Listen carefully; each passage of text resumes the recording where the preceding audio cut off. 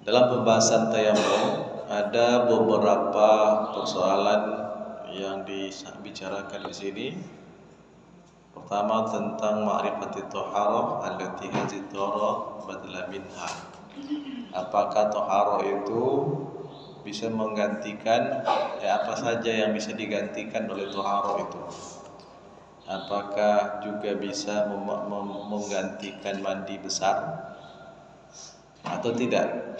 Itu kita perbedaannya. Tapi yang jelas sepakat bisa menggantikan hadas kecil, bisa menggantikan wudu. Yang kedua, siapa saja yang boleh melakukan tayamum. Yang ketiga, syarat kebolehan melakukan thaharah dengan cara tayamum ini. Yang keempat, sifat-sifat tayamum. Kemudian apa saja yang dilakukan atau cara daripada bertayamum itu. Yang keenam, pembatal-pembatal tayamum. Kemudian perkara apa saja yang menjadi syarat sahnya tayamum atau boleh melakukan tayamum. Luar biasa begitu rinci oleh Rusdi ini dalam kitab ini dalam pembahasan tayamum. Dan memang semuanya begitu. Seolah kalau kita berpikir ini sudah luar biasa sekali ilmunya, mampu merinci perkara-perkara yang buruk sekalipun. Baik, persoalan pertama tentang mengetahui at-taharatul lati hazi thaharah badala minha. Artinya tayamum itu bisa menggantikan apa saja dalam hal bersuci. Yang jelas para ulama sepakat bahwa tayamum ini adalah pengganti dari thaharah kecil. Thaharah kecil berarti selain mandi janabat. Mandi janabat yang disebabkan oleh keluarnya mani, haid dan nifas. Selain itu bisa diganti dengan tayamum. Tapi kalau pengganti mandi besar ini diperselisihkan. Yang disepakati untuk mandi kecil. Nah, diriwayatkan dari Umar Ibnu Mas'ud, keduanya dua sahabat ini Abdullah bin Mas'ud dan Umar bin Khattab la yarwiyaniha badlan minal kubra. Keduanya diriwayatkan dari keduanya berpendapat tidak bisa menggantikan mandi besar. Nah, tetapi wa kana Aliyyun wa ghairuhu min as-sahabah yarawna anna at-tayammum yakuna badlan min at-taharatil kubra. Tapi beda dengan sahabat Ali dan beberapa sahabat yang lain berpendapat bahwa tayamum bisa menjadi pengganti bersuci besar, suci besar. Jadi ini sudah terjadi perbedaan pendapat di kalangan sahabat. Sahabat yang sahabat besar. Umar dan Abdullah bin Mas'ud berpendapat tidak bisa menggantikan mandi janabat. Tapi Ali dan yang lain-lain dari sahabat berpendapat tayamum bisa menggantikan mandi besar.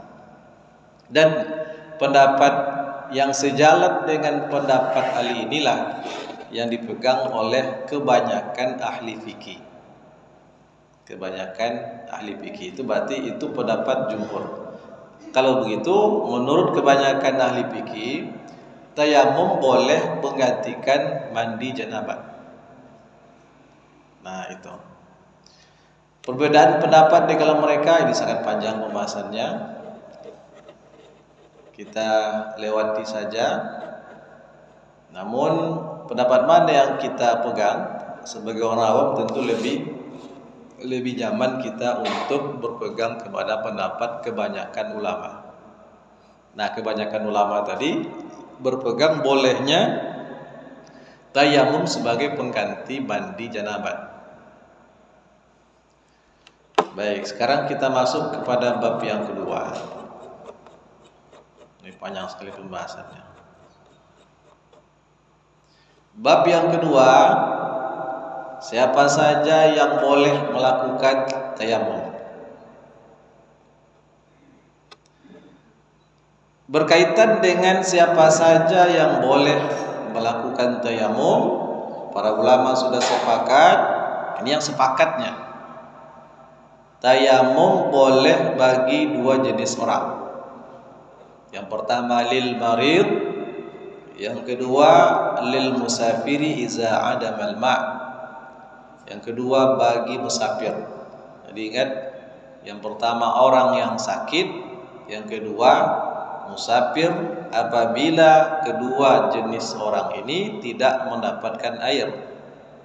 Nah, syarat utamanya tidak mendapatkan air. Tapi para ulama berbeda pendapat tentang 4 keadaan orang. Keadaan yang pertama, al-maridu yajidul ma'. Orang yang sakit tapi air ada, yang mendapati air, hanya saja wa yukhafu bin istimalihi, dia takut untuk menggunakan air itu. Air ada tapi takut mempergunakan. Nah, takutnya bisa jadi karena terlalu dingin atau keadaan dan lain sebagainya, ataupun karena sakit, tapi tidak berdasarkan keterangan dokter namanya. Kalau yang pertama ini jelas sekali memang marid yang tidak boleh untuk menyentuh air. Keadaan yang kedua, wafil hadri, yang di mulma', orang yang dalam keadaan mukim, tidak dalam keadaan safar tapi tidak mendapatkan air. Yang ketiga, wa fi sahihil musafiri yajidil ma' fa yamnahu minal wusuli ilaihi khawf.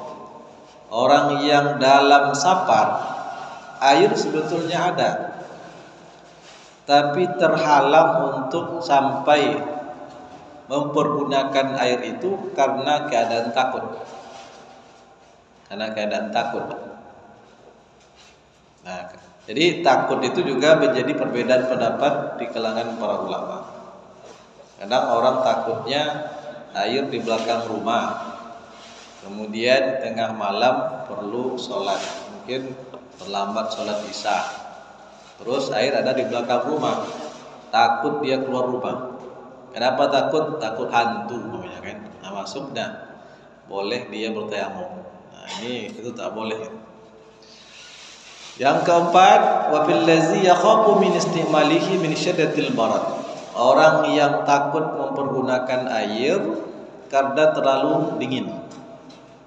Nah, ini yang diperdebatkan. Tapi juga sangat tajam perbedaannya. Artinya penggunaan dalil mereka.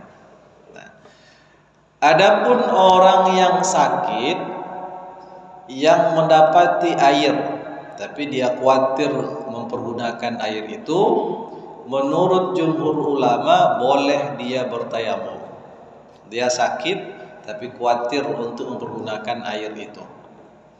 Dia takut tapi tidak ada penjelasan dokter kalau dia mempergunakan air itu dia akan mati atau bagaimana. Hanya kekhawatiran begitu saja.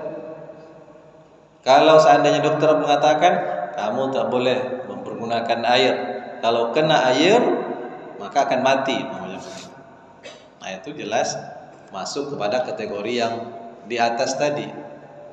Tapi kekhawatiran begitu saja.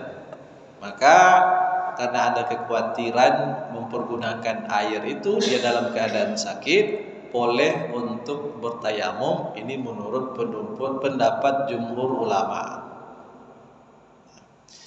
Demikian juga orang yang sehat, allazi yakhaful halaq awil marad asyadid min bardil ma'. Demikian juga orang yang sehat yang dia khawatir akan celaka kalau menyentuh air. Jadi yang menjadi titik tekannya di sini, kekhawatiran kalau menyentuh air akan menyebabkan celaka, mudarat pada dirinya. Kalau begitu bukan hanya orang yang sakit, orang yang sehat pun kalau seandainya dia khawatir sekali akan mencelakakan dia, maka dia boleh untuk bertayamum. Atau boleh juga bertayamum bagi orang yang sakit keras, lalu karena dinginnya airnya sangat dingin, maka dia boleh bertayamum. Wa kadzalika allazi yakhafu minal khuruji ilal ma'. Begitu juga orang yang takut keluar dari rumahnya menuju tempat air walaupun dia dalam keadaan sehat. Namanya orang yang tinggal di tengah hutan, banyak binatang berbisa, tempat air agak jauh. Kalau dia keluar, khawatir akan binatang buas, khawatir akan binatang yang berbisa mencelakakan dirinya, maka kekhawatiran itu menjadikan dia boleh untuk bertayamum. Illa anna ma'zamahum aujaba alaihi li'adah iza wajadal ma'. Hanya saja kebanyakan ulama itu, orang-orang dalam kondisi yang disebutkan ini, itu wajib mengulang apabila dia menjumpai air, mengulang wudu. Kemudian atau mengatakan la yatayammamul maridu wala ghairul marid iza wajadal ma'. Tidak ada boleh bertayamum orang yang sakit juga orang yang tidak sakit kalau dia menemukan air. Tapi ini bukan pendapat jumhur. Kalau jumhur tadi tetap mengatakan boleh untuk bertayamum.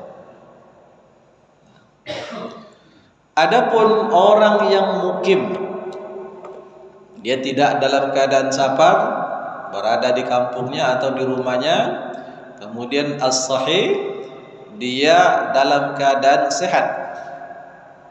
Allazi ya'dibul ma', dia tidak mendapati air, maka menurut Imam Malik, Imam Syafi'i boleh untuk bertayamum. Boleh untuk bertayamum. Orang yang dalam keadaan hadir, mukim, tidak dalam keadaan safar, tidak mendapati air, boleh dia bertayamum menurut Imam Malik dan Imam Syafi'i. Coba kalau tidak tayamum gimana caranya? Tapi waqala Abu Hanifah, tidak boleh bertayamum bagi orang yang hadir dalam keadaan sehat, orang yang mukim dalam keadaan sehat, sekalipun tidak ada air. Cuma tak jelaskan pula seperti apa solusinya. Kalau kita kira-kira ini, berarti kalau tak ada air juga, dia dalam keadaan sehat, tidak dalam keadaan mukim, dia harus mencari air sampai dapat walaupun habis waktunya. Tapi kalau menurut Imam Malik dan Imam Syafi'i, berarti dia harus bertayamum, kemudian segera melaksanakan sholat, jangan sampai menunggu habis waktunya. Perbedaan pendapat di kalangan mereka ini itu berkisar kepada 4 masalah.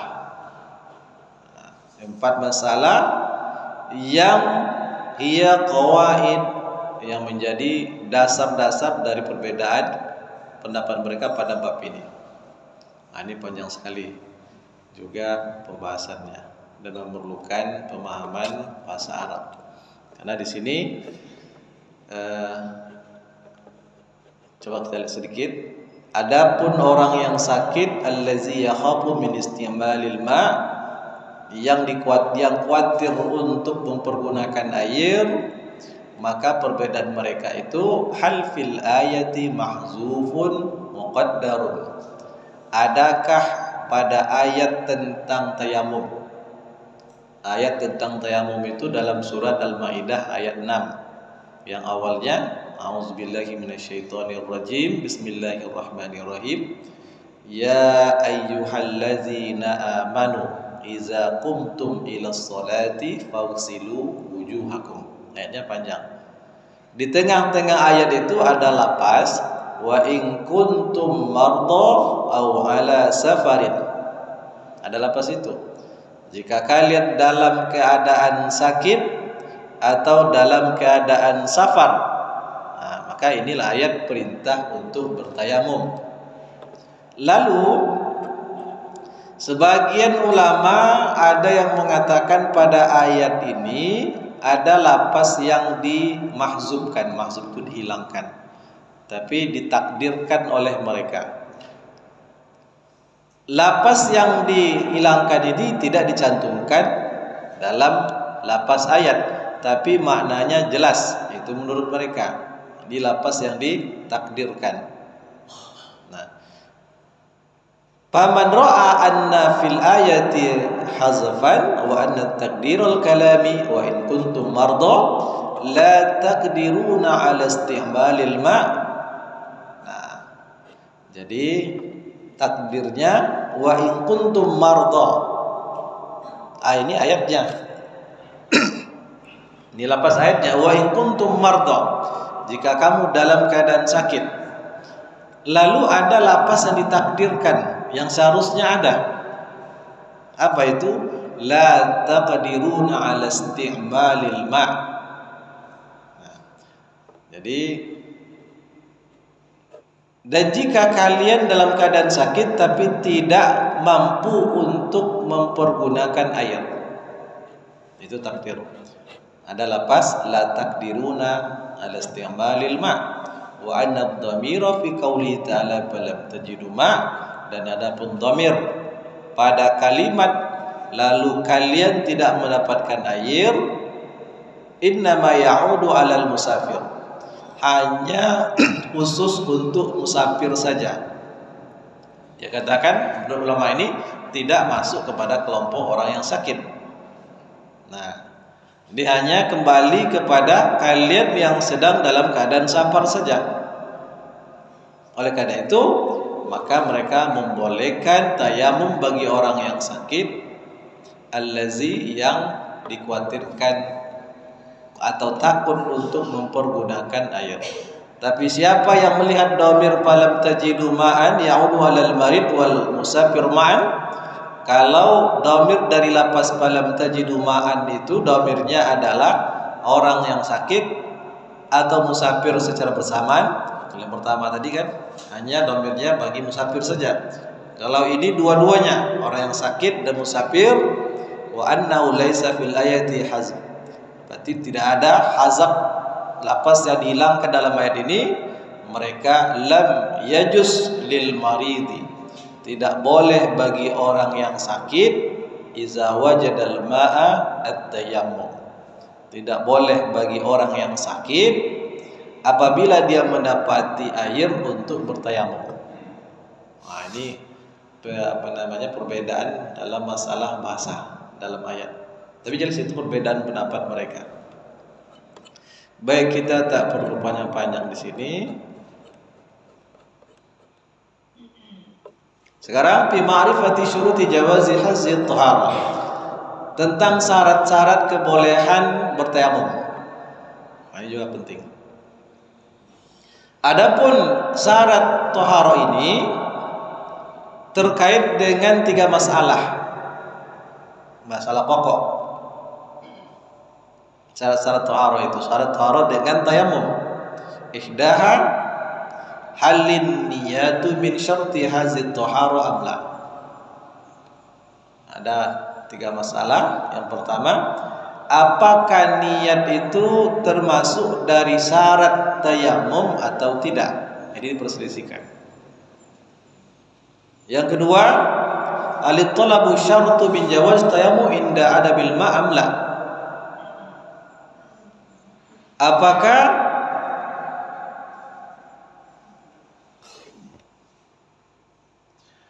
Apakah syarat bolehnya tayamum itu dituntut ada saat tidak adanya air atau tidak?